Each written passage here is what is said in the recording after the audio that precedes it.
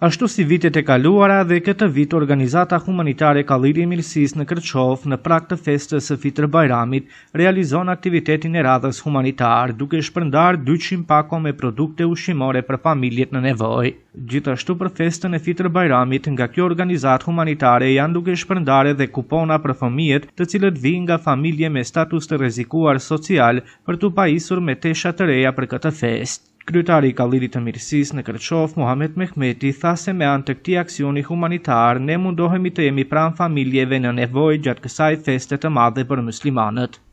Si çdo vit edhe këtë vit me ardhen e festës së Fitër Bajramit, organizata jonë organizon aktivitete të ndryshme, në mesin atyre janë pakot e Fitër Bajramit, si dhe veshmbathja. Domethënë dy aktivitete të cilët drejt për së drejti lidhen me festën e Bajramit. Pakot, qëllimi i të cileve është që familjet në nevojë të plotësohen nevojat për një sofër të begatë, ashtu siç i ka hije një feste, dhe veshmbathja është për fëmijët në nevojë, që edhe ato në ditën e Bajramit të shijojnë atë gëzimin që kemi pasur gjithmonë edhe ne në tesha të reja.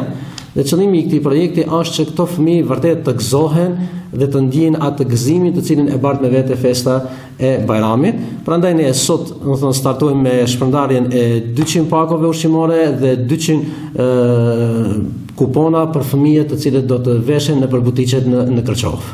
Nga Kalliri i Mirësisë falenderojnë të gjithë donatorët dhe aktivistët të cilët ndihmojnë gjithmonë në realizimin e aktiviteteve humanitare.